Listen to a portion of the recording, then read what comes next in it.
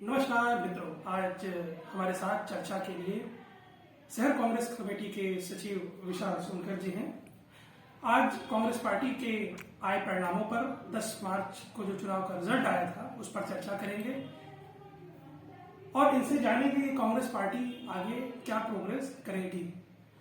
जैसा कि आपके संघर्ष के विपरीत परिणाम आया है, आप इस पर क्या कहना चाहेंगे विशाल जी? देखिए, लोकतंत्र में जनमत को सर्वोपरि मानते हुए मैं उत्तर प्रदेश की जनमत को स्वीकार करता हूं और नवनियुक्त सरकार एवं मुख्यमंत्री को और भारतीय जनता पार्टी के समस्त कार्यकर्ताओं को हार्दिक बधाई एवं शुभकामनाएं देता हूं। मुझे उम्मीद है कि भारतीय जनता पार्टी की सरकार जनता की आकांक्षाओं पर खरी उतरेगी। और रही बात हमारी कांग्रेस पार्टी की और परिणामों की, तो कांग्रेस पार्टी ने उत्तर प्रदेश में पूरे दम से चुनाव लड़ा और सभी सीटों पर अपने लोगों को लड़ाने का कार्य किया और एक विजन के साथ चुनाव में आए।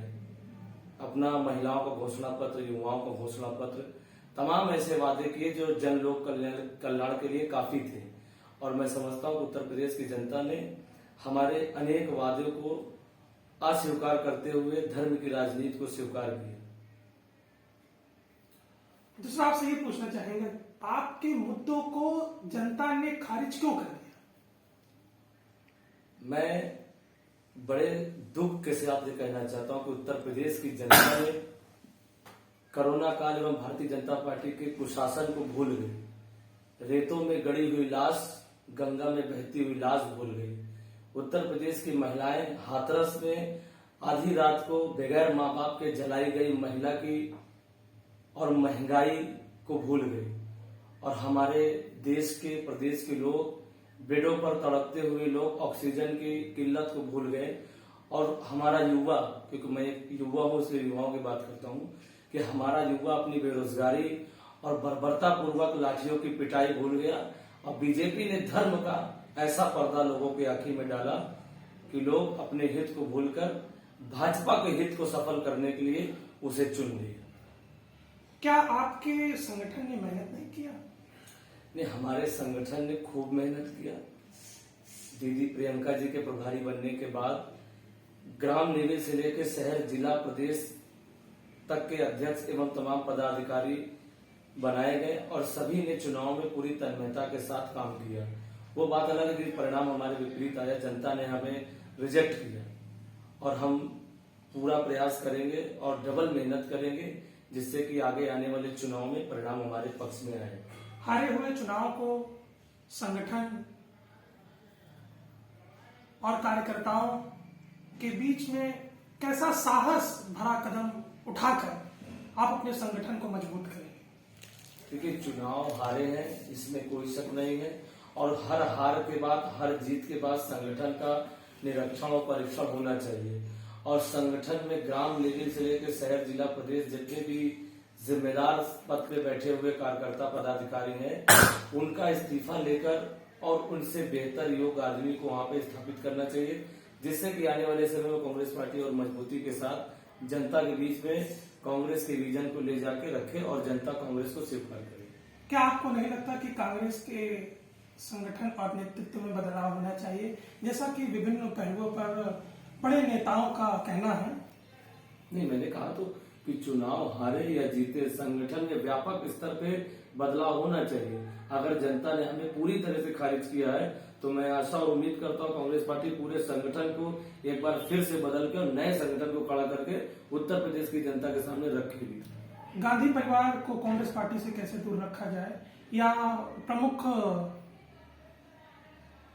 चयन पर कैसे दूर रखा जाए, इस पर आपकी क्या विवेचना है? तो ये गांधी परिवार और कांग्रेस पार्टी, गांधी परिवार का प्रश्न पूछने का अर्थ हमारा आपको क्लियर कर दें कि जैसा कि भारतीय जनता पार्टी परिवारवाद का इनके ऊपर आरोप लगाती है और कहां तक सही है या गलत है इसकी विवेचना मैं नहीं कर सकता हूं, यह विशाल नहीं बता सकते हैं।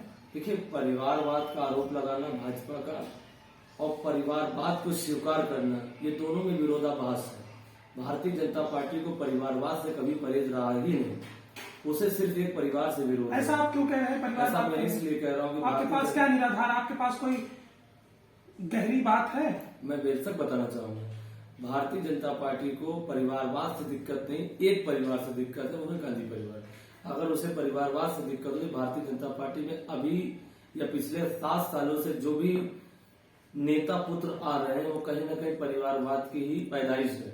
उनका राजनीति में जन्म, राजनीति में पालन पोषण परिवारवाद की बदौलत ही हुआ है। चाहे वो ज्योतिरादित्य सिंधिया हो, महाराज क्या कहते हैं, उनके पिताजी जो कांग्रेस के नेता थे, उनकी दादी भाजपा के नेता, जो परिवारवाद की जड़ है वो सब। जितिन प्रसाद, अभी हाल में आए आरपीएन सिंह, और अभी हमारी उत्तर प्रदेश की पूर्व मुख्यमंत्री मुलायम सिंह की बहू अपर्णा यादव जी गई। ऐसे तमाम उदाहरण मैं आपको दे सकता हूं जो नेता पुत्र का स्थान भारतीय जनता पार्टी हो गया है, और वो नेता पुत्र परिवारवाद की उपज है। इसलिए बीजेपी को परिवारवाद से दिक्कत नहीं है, बीजेपी को सिर्फ एक परिवार से दिक्कत है। आने वाले दौर में युवा कैसे आपके साथ जुड़े, इस पर अपने संक्षेप। हम युवाओं को अपने साथ जोड़ने के लिए व्यापक स्तर पे कार्य करेंगे। जितना हमने पहले किया उससे डबल कार्य करेंगे और पूरी कोशिश करेंगे देश का युवा हमारे साथ, हमारे रीजन में जुड़े। क्या कारण है कि ये आपसे पूछ सकते हैं, इसलिए क्योंकि आप इसको हो सकता है अपनी पार्टी की तरफ से बयान दें, क्या कारण है कि योगी बाबा की पुनः वापसी हुई?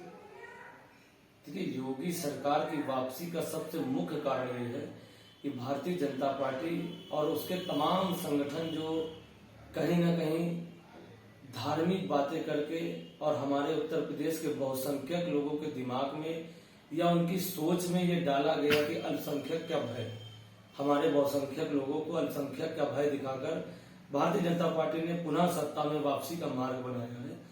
और जो बहुसंख्यक समाज ने बीजेपी पे विश्वास किया है, मैं समझता हूँ कि भारतीय जनता पार्टी उस विश्वास को कायम रखेगी। चलिए, अच्छा, आप पार्टी के विपरीत एक प्रश्न आपसे पूछना चाहूंगा कि जैसा आपके जानते हैं कि केशव प्रसाद मौर्य की हार हुई है, और मेरी समझ से केशव प्रसाद मौर्य की हार मेरी जानकारी में 3 कारणों से हुई है। पहला सोनकर, दूसरा पटेल, तीसरा परिवार। तो आप एक सोनकर भी हैं, इस विषय पर आप क्या कहना चाहेंगे कि कहीं मेरा सोचना ठीक है या गलत है, इस पर अपनी व्याख्या करें। मैं सोनकर होने के नाते अपने सोनकर समाज को एक संदेश देना चाहता हूँ इस वीडियो के माध्यम से। आप सोनकर समाज सांसद जी के निर्देश या उनके चेहरों को देखते हुए भारतीय जनता पार्टी को फुल सपोर्ट किया है, ये मुझसे छुपा नहीं है। लेकिन आज बीजेपी और केशव प्रसाद मौर्य चुनाव हारने के बाद पूरा दोषारोपण विनोद सोनकर जी को कर रहे हैं और सोनकर समाज को कर रहे हैं।